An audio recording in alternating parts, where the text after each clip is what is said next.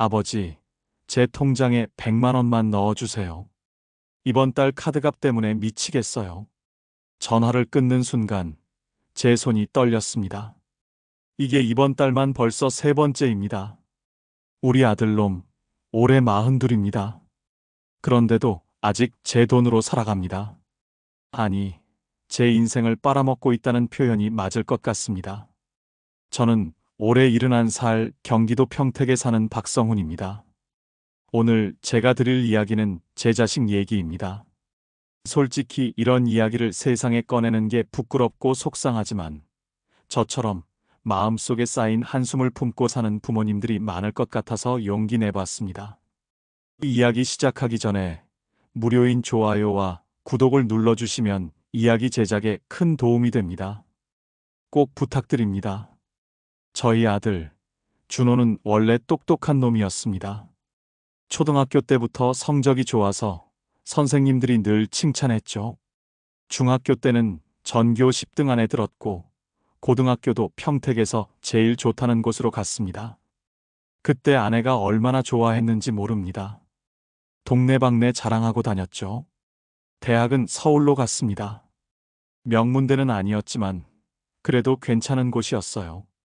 공대를 나와서 대기업에 입사했을 때 저는 정말 가슴이 벅찼습니다.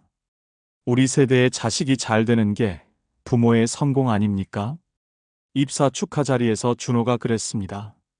아버지, 이제 제가 효도할게요. 편하게 사세요. 그 말이 진짜인 줄 알았습니다. 처음 몇 년은 정말 좋았습니다. 준호는 월급을 받으면 우리한테 용돈을 보내왔어요. 많지는 않았지만 그 마음이 고마웠죠. 명절 때 내려오면 선물도 사들고 왔고요. 아내는 그때마다 동네 사람들한테 자랑했습니다. 우리 준호가 또 이번에 백화점 상품권 보내줬어. 그런 소소한 자랑이 우리 부부의 행복이었습니다. 그런데 회사가 구조조정을 하면서 일이 완전히 틀어졌습니다. 준호는 입사한 지 8년 만에 명예퇴직 대상자가 됐습니다. 전화로 그 소식을 들었을 때 저는 할 말을 잃었습니다. 아버지, 저 회사 그만두게 됐어요. 그 목소리가 떨리는 게 느껴졌어요. 아들놈이 울고 있더군요. 40이 다 된 사내가 전화기 너머에서 흐느끼는 소리를 들으니 제 가슴도 먹먹했습니다. 그해 겨울, 준호는 퇴직금을 받아서 창업을 하겠다고 했습니다. 친구들이랑 스타트업을 한다더군요. 저는 말렸습니다. 준호야, 그냥 이직해라. 요즘 세상의 사업은 너무 위험해. 하지만 준호는 듣지 않았습니다. 아버지는 옛날 사람이라 몰라요. 요즘은 스타트업이 대세예요. 저도 한번 해볼게요. 아내는 제 팔을 꼬집으며 말했죠. 당신, 아들 하고 싶다는 거 해보게 놔둬요. 우리 준호 똑똑한데 잘할 거야. 그 말을 믿었던 제가 바보였습니다. 1년 반 만에 사업은 완전히 망했습니다. 투자받은 돈은 다 날아갔고 퇴직금도 바닥났어요. 거기다 빚까지 생겼습니다. 친구들과 같이 시작했던 회사는 문을 닫았고 준호는 보증까지 섰던 터라 빚이 3천만 원 넘게 남았습니다. 그렇게 짐을 싸들고 우리 집으로 들어온 게 7년 전입니다. 아버지, 잠깐만 신세 좀 질게요. 금방 나가요. 그 말 아직도 귓가에 맴돕니다. 근데 그 금방이 왜 이렇게 길죠? 처음 몇 달은 저도 괜찮았습니다. 아들이 힘들어하는데 부모가 외면할 수 있나요? 작은 방 하나를 내주고 밥 챙겨주고 빨래도 해줬습니다. 준호는 매일 구직 사이트를 들여다보며 이력서를 넣었어요. 아버지, 이번 주에 면접 2개 잡혔어요. 그럴 때마다 저는 속으로 기도했습니다. 제발 이번엔 붙어라. 제발 이번엔 취직해라. 하지만 면접은 번번이 떨어졌습니다. 나이가 걸렸고 경력 단절이 문제였습니다. 한 번은 준호가 면접 보고 와서는 밤새 술을 마시더군요. 아버지, 면접관이 그러던데요.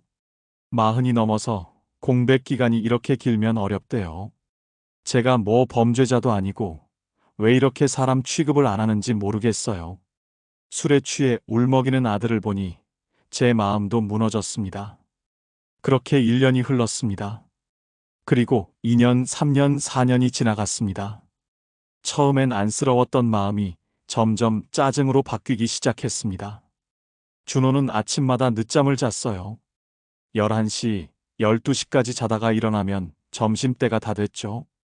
그리고는 냉장고를 뒤적거리며 반찬을 꺼내 먹었습니다.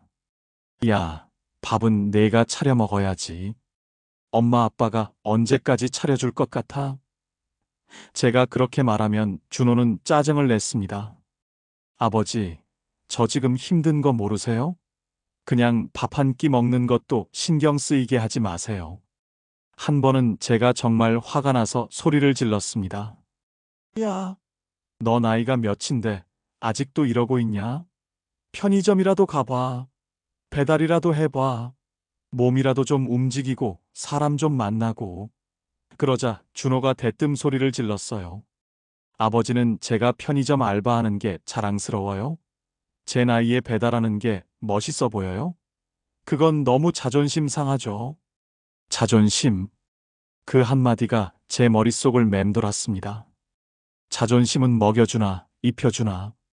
자존심으로 집세를 내나, 공과금을 내나.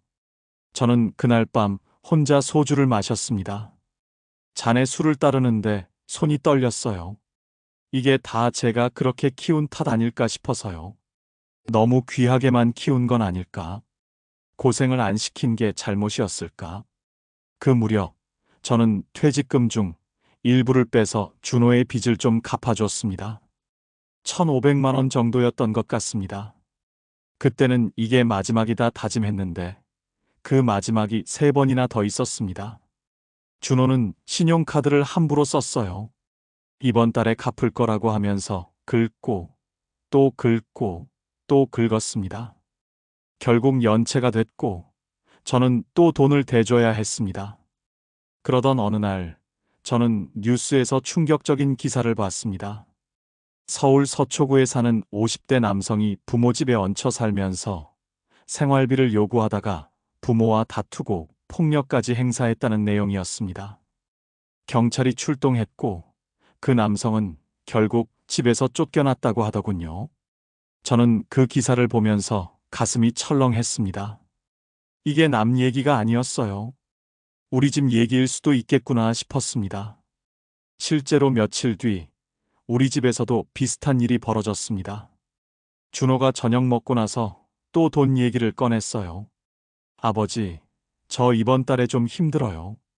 카드값이 밀려서 100만 원만 좀 넣어주세요. 저는 그때 폭발했습니다. 또야? 너 지난달에도 그랬잖아. 너 도대체 돈을 어디에 쓰는 거야? 준호는 반박했습니다. 그땐 비상금 쓴 거고요. 이번엔 진짜예요. 아버지, 저도 카드 안 쓰고 싶어요. 근데 어쩔 수가 없잖아요. 저는 숨이 막혔습니다. 그럼 일을 해야지. 누가 너 대신 벌어줘? 내가 언제까지 네 뒤치다꺼리를 해줄 것 같아? 그 순간 준호의 얼굴이 확 굳더군요. 눈빛이 차갑게 변했어요. 아버지는 세상을 너무 쉽게 봐요. 나이 먹으면 그냥 꾸역꾸역 살면 되는 줄 알아요? 저도 노력해요. 근데 세상이 저를 안 받아주는 거예요. 그 말을 듣는 순간 제 귀에서 피가 쏠리는 것 같았습니다. 머리가 띵했어요. 가슴이 답답하고 숨이 가빠졌습니다. 저는 벽을 짚고 겨우 방으로 들어갔어요. 아내가 놀라서 달려왔지만 저는 말을 할 수가 없었습니다. 그냥 누워서 천장만 바라봤어요. 며칠 뒤 저는 정말 가슴이 답답해서 병원에 갔습니다. 검사를 받는데 의사 선생님 얼굴이 심각해지더군요. 박 선생님, 심근경색 초기 증상 같습니다. 스트레스가 심하셨나 봐요. 당장 입원하셔야 합니다. 그 말을 듣자 눈물이 핑 돌았습니다. 아내는 제 손을 잡고 울었고 저는 그저 허탈했죠. 병실 창밖으로 보이는 하늘이 참 높더군요. 구름이 천천히 흘러가는 게 보였어요. 저는 생각했습니다. 내가 뭘 그렇게 잘못 살았나? 평생 성실하게 일했고, 자식 뒷바라지 했고, 남 피해 안 주고 살았는데, 왜 이렇게 됐을까? 병원에 입원한 지 사흘째 되던 날, 준호가 병문안을 왔습니다. 손에는 과일 바구니를 들고 있었어요. 문을 열고 들어오는 준호의 얼굴을 보니 많이 야윈 것 같았습니다. 눈 밑에 다크서클이 짙었고 얼굴색도 안 좋았어요. 아버지. 준호가 침대 옆에 앉으며 말을 꺼냈습니다. 저 때문에 이렇게 되신 거죠? 저는 고개를 돌렸습니다. 뭐라고 대답해야 할지 몰랐어요.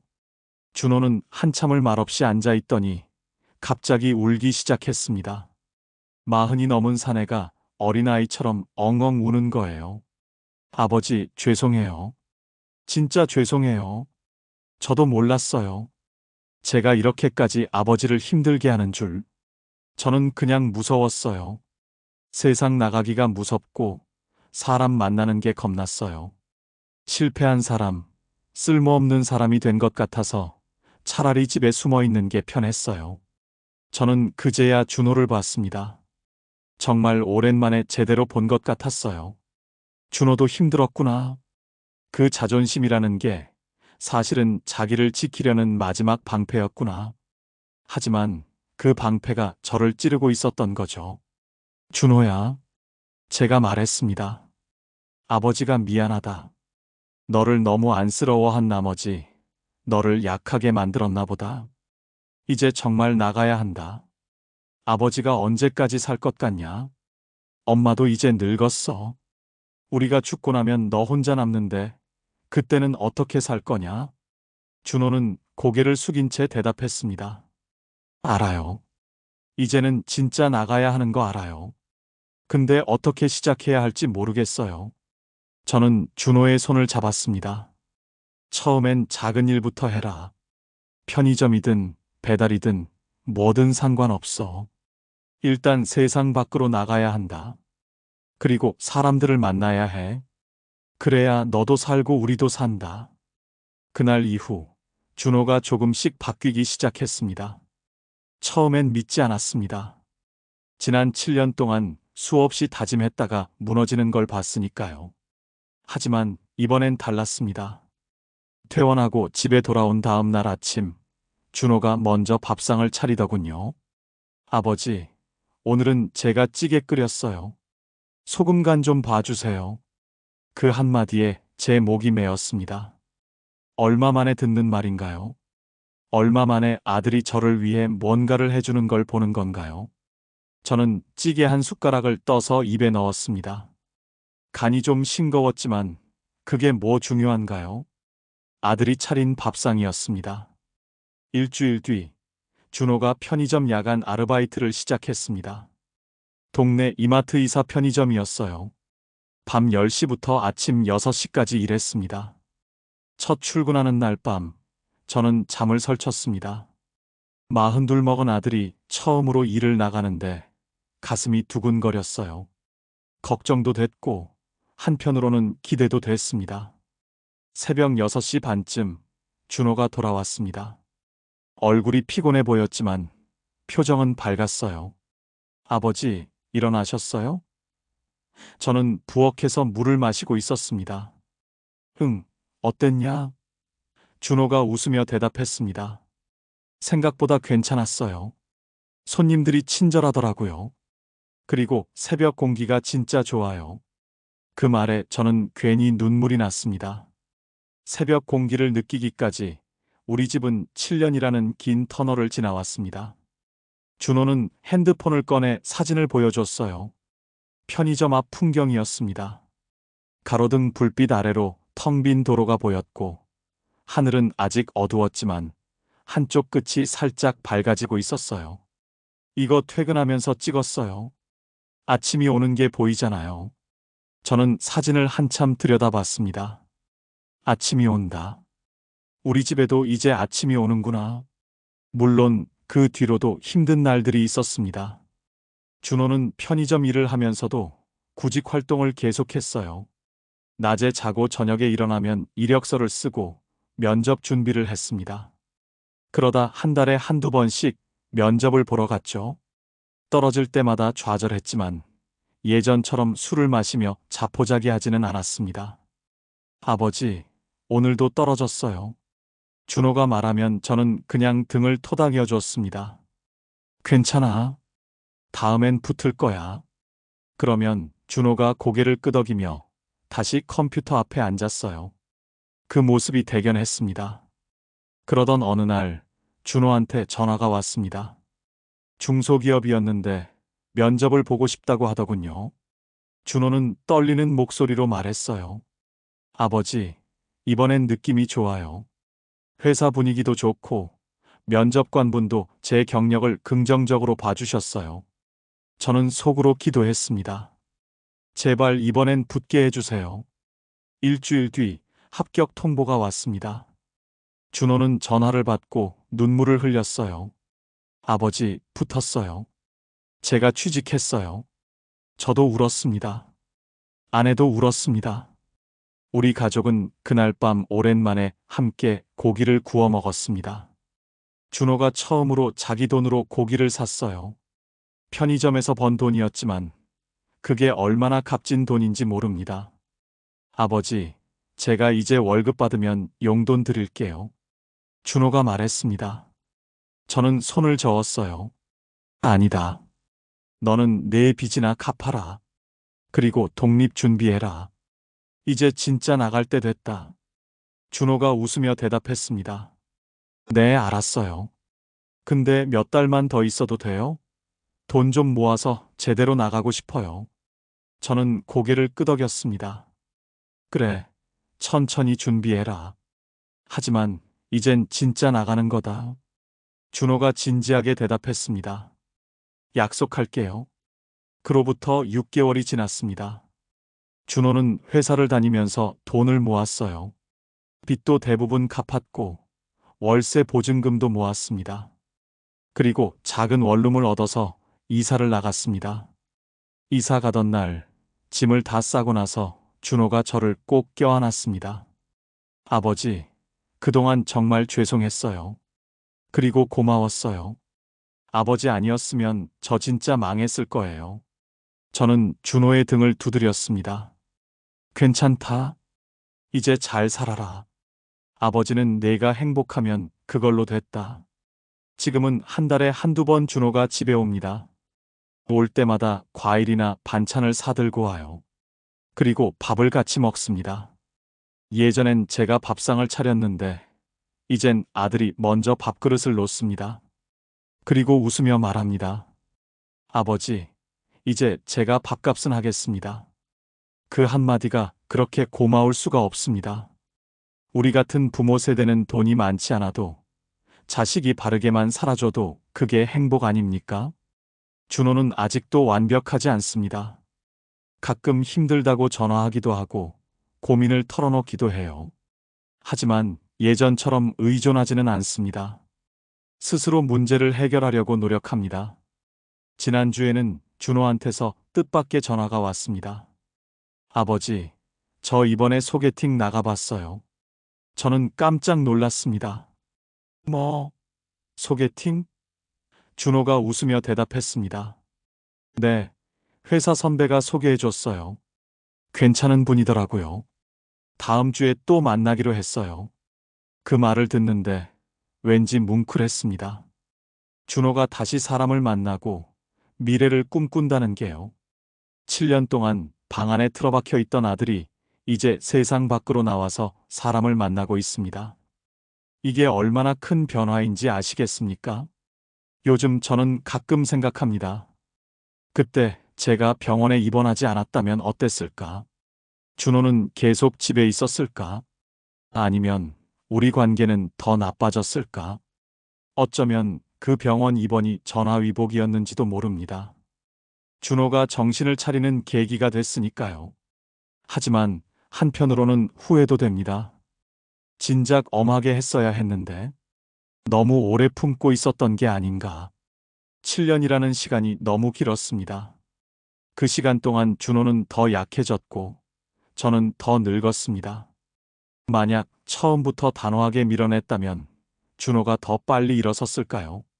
그래도 지금은 다행이라고 생각합니다. 늦었지만 준호가 변했으니까요. 아직 결혼은 안 했지만 그것도 때가 되면 하겠죠. 저는 욕심내지 않습니다. 그냥 아들이 건강하게 제 발로 서서 살아주는 것만으로도 감사합니다. 여러분, 지금 이 이야기를 듣고 계신다면 혹시 당신 자식도 혹은 손주도 집에 얹혀 살고 있나요? 30 넘어서 40 넘어서도 부모 집에서 나가지 못하는 자식들 말입니다.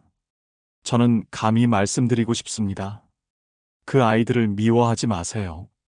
하지만 너무 오래 품지도 마세요. 품 안에만 있으면 그들도 세상을 못 배웁니다. 세상은 호락호락하지 않습니다. 차갑고 냉정하죠. 하지만 그 차가운 세상에서 부딪히고 넘어지고 다시 일어나야 사람이 단단해집니다. 부모가 평생 방패막이가 되어줄 수는 없어요. 우리도 언젠가는 죽습니다. 그 전에 자식들을 세상 밖으로 내보내야 합니다. 저도 늦게 깨달았지만 진짜 사랑은 내보내는 것이더군요. 안아주는 것만이 사랑이 아닙니다. 때로는 밀어내는 것도 사랑입니다. 아프지만 혼자 걷게 하는 것, 넘어져도 스스로 일어나게 하는 것, 그게 진짜 부모의 사랑 아닐까요? 준호가 독립하고 나서 저는 한결 편해졌습니다. 물론 가끔은 걱정됩니다. 혼자서 밥은 잘 챙겨 먹나, 아프지는 않나, 회사는 잘 다니나. 하지만 예전처럼 매일 얼굴 보며 싸우는 것보다는 훨씬 낫습니다. 거리가 생기니까 오히려 정이 더 깊어지는 것 같아요. 지난달에는 준호가 저를 외식에 초대했습니다. 아버지, 제가 이번 달에 보너스 받았어요. 맛있는 거 사드릴게요.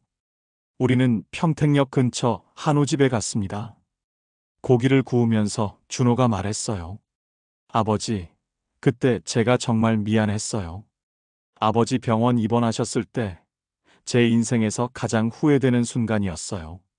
저는 고개를 저었습니다. 다 지난 일이다. 이제 네가 잘 살면 그걸로 됐어. 준호가 소주잔을 들었습니다. 아버지, 건배할게요. 저를 포기하지 않아주셔서 감사합니다. 우리는 잔을 부딪혔습니다. 소주가 목구멍을 타고 넘어가는데 왠지 눈물이 날 것 같았어요. 집에 돌아와서 아내와 둘이 차를 마셨습니다. 아내가 말했어요. 여보, 우리 준호 이제 괜찮은 것 같지? 저는 고개를 끄덕였습니다. 응, 이제 좀 사람 같아. 아내가 웃으며 제 손을 잡았습니다. 당신도 고생 많았어. 속 많이 썩었지? 저는 아내 손을 꼭 쥐었습니다. 당신도 고생했어. 우리 이제 좀 편하게 살자. 그날 밤, 저는 오랜만에 편하게 잠들었습니다. 7년 동안 계속됐던 무거운 짐을 내려놓은 것 같았어요. 가슴이 답답하지 않았고, 숨 쉬기가 편했습니다. 이게 평화구나 싶었습니다. 사실, 저희 세대 부모들은 자식 농사가 전부였습니다.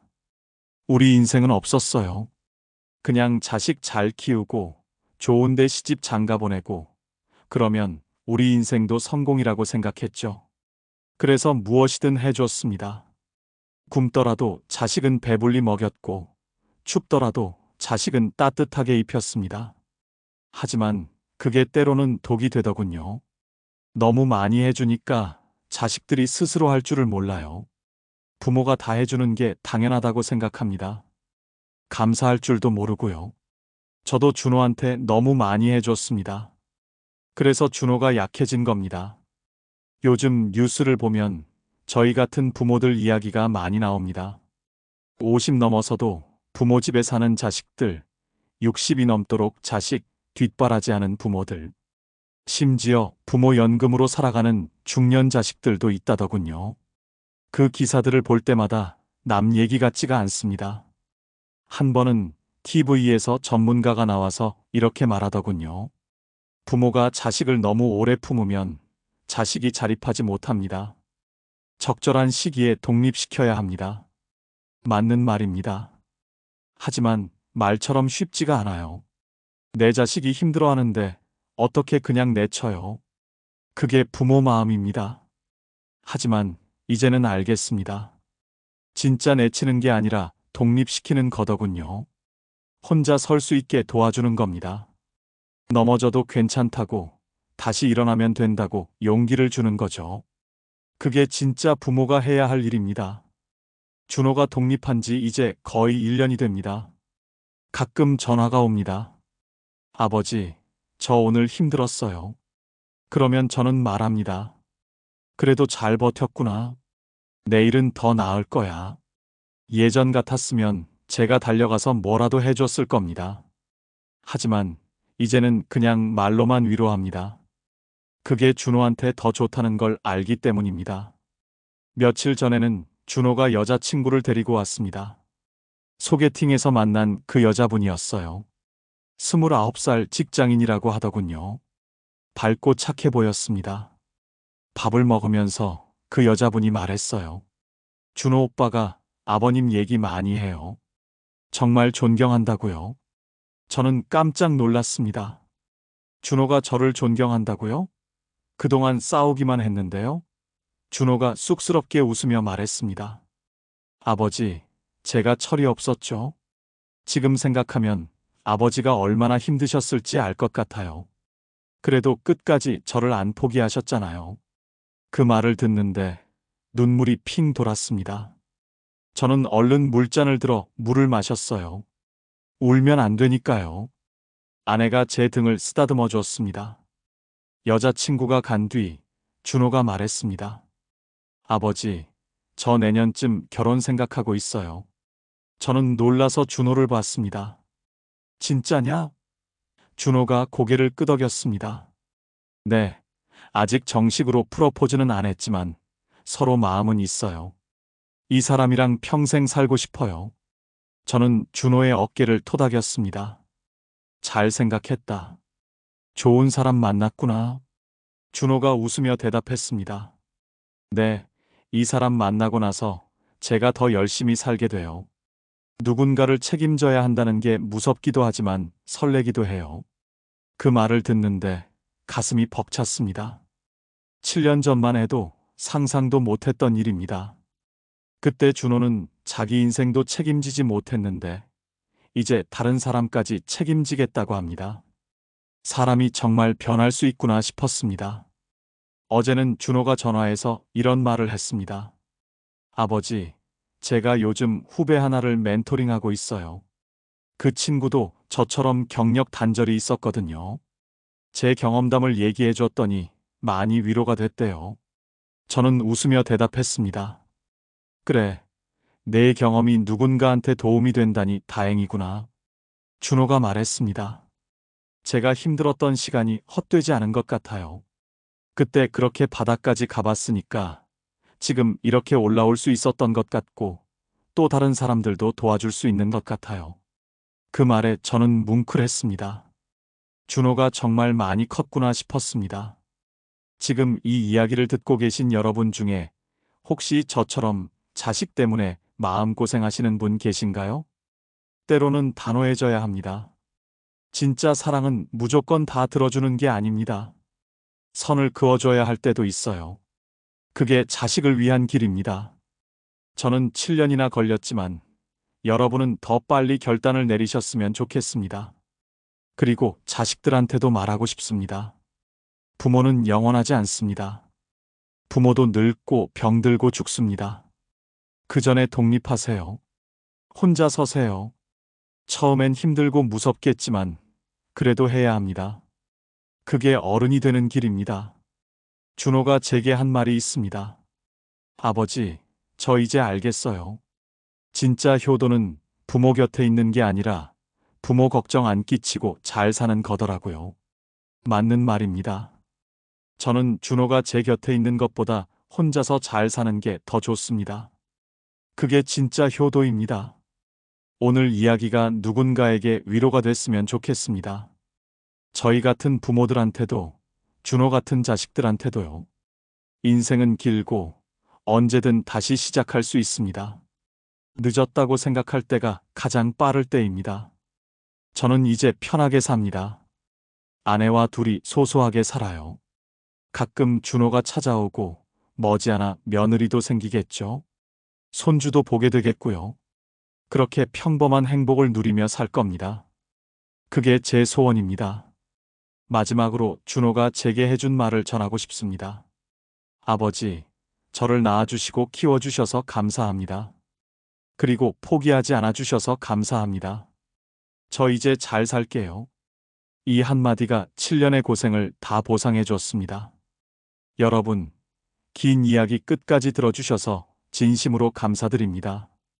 이런 이야기들이 계속 만들어질 수 있도록 좋아요와 구독 버튼을 눌러주세요. 그리고 댓글로 여러분의 생각과 경험도 나눠주시면 정말 감사하겠습니다. 건강하시고 행복하세요. 감사합니다.